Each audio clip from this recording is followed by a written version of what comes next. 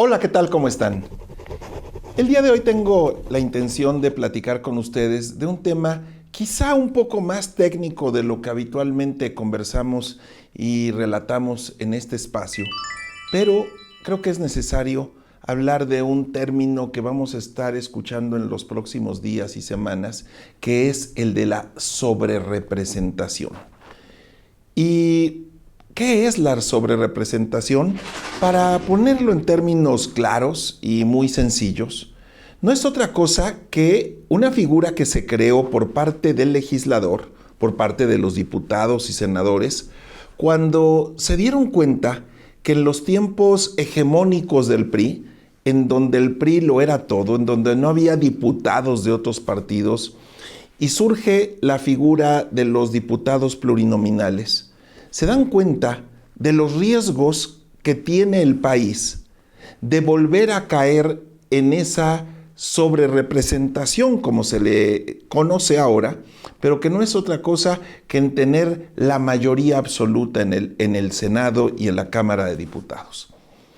Y cuando se habla de mayoría absoluta es cuando se tienen más de 2/3 partes, también se le conoce como mayoría calificada o mayoría legal, que no es otra cosa también que hablar de 2/3 partes más uno o más. Por lo tanto, con esos porcentajes, la fracción que tenga esas mayorías puede alterar la Constitución a su antojo. Y lo que buscó en ese entonces el legislador es precisamente evitar que México cayera nuevamente en esa sobrerepresentación, que no es otra cosa que darle la gran mayoría a un solo grupo político.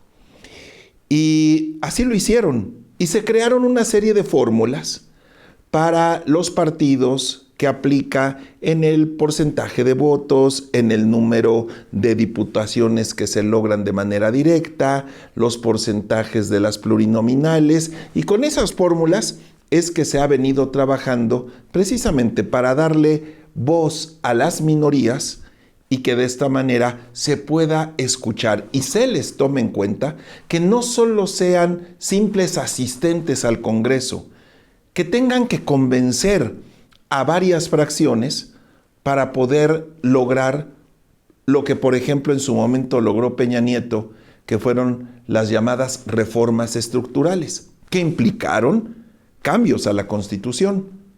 Y en ese entonces no contaban con esa mayoría y tuvieron que hacer negociaciones y convencer a los otros partidos hasta llegar a esa votación con mayoría calificada. Ahora bien, ¿qué va a pasar en los próximos días? ¿Por qué hablo de sobrerepresentación? Porque será el Poder Judicial Federal, a través del Tribunal Electoral, el que resuelva si existe o no una sobrerepresentación de acuerdo a cómo en este momento se están repartiendo las diputaciones para que entonces tenga mayoría calificada la 4T. Y con estas fórmulas, si nos apegamos al tema partido, que es en donde entra la parte técnica, bueno, pues Morena dice, ¿saben una cosa? Es que la ley no dice alianzas, no dice coaliciones, dice partidos políticos. Y nosotros como Morena no estamos teniendo una sobrerepresentación como tampoco la tiene el Verde, como tampoco la tendría el PT. ¿Ok? El único tema es que cuando actúan como alianza de partidos, pues es una misma fracción la que va a gobernar. Es un grupo político el que va a gobernar. Y es ahí la disyuntiva para el Tribunal Electoral. Voy a tratar de ponerlo con manzanas.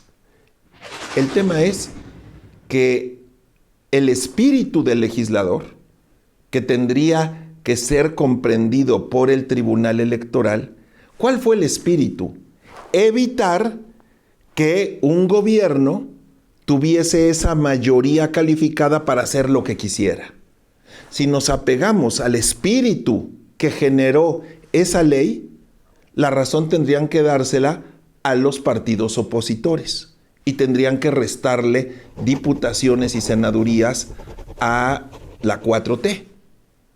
Pero si el tribunal se apega a que aquí dice que es por partidos, y en ese caso no hay sobrerepresentación, podrían darle la razón a la 4T para que en conjunto, sumados esos votos, tengan una sobrerepresentación, pero que ellos dicen no violamos la ley y se actuaría conforme a lo que dice esa ley electoral hoy vigente. ¿Qué tiene que hacer el tribunal, a mi juicio? Tendría que aplicar un razonamiento, una valoración y sobre todo trasladarse al legislador que lo creó, al que emitió esa ley, para entender cuál fue el objetivo por el que se creó. Y el único objetivo era ese, el de evitar lo que ahora quiere tener la 4T. Y si ya vamos a fines prácticos, bueno, imagínense que lo que vimos hace apenas 3, 4 días, con un fiscal de la Ciudad de México aplicando por sus pistolas su propia ley, una que se creó en la mente, impidió que se detuviera, que se ejecutara una orden de aprehensión contra un exgobernador por un delito presuntamente cometido en Chihuahua. Y nadie de la 4T se ha detenido a preguntar, ¿de verdad será un ratero? Eso no lo están cuestionando, sino el hecho de que se trasladaron hasta el Distrito Federal a detenerlo. Pues si está ahí, ¿en dónde querían que lo detuvieran? Y si hay convenios de colaboración, pues lo único que había que hacer es ejecutarlo, ejercerlo. Y se negaron. Imagínense esa 4T con los jueces de su lado. Si ya estamos viendo que se quieren pasar la ley por el arco del triunfo, cuando existe, cuando tengan diputados, senadores, jueces, magistrados, ministros. ¿Qué falta? Con una presidenta que claramente va a seguir los pasos de López Obrador. Pues nada más volteemos a países donde han hecho algo parecido. ¿Y cómo están? Reflexionemos. Y ojalá que reflexione en serio el Tribunal Electoral antes de actuar de manera, podríamos decir, acomedida a los intereses del hoy presidente y de la futura presidenta. Tendrían que actuar conforme a los intereses de este país, a los intereses de legisladores que previeron precisamente que no fuera a suceder lo que está a punto de suceder. Si me dicen qué va a pasar, denlo por hecho. Tendrán mayoría calificada y harán lo que se les pegue su regalada gana para perjuicio de, ahí sí, de todos los mexicanos, aunque con las porras de 35 millones.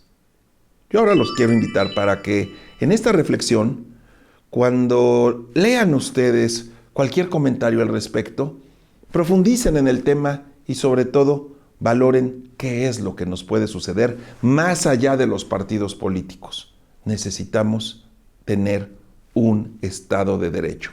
Y si bien es cierto, nunca lo hemos tenido pleno, la verdad es que íbamos por mucho mejor camino.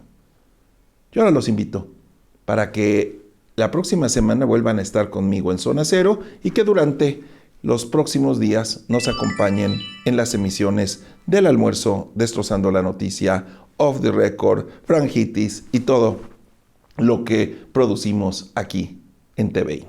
Nos vemos el próximo domingo, justo al mediodía.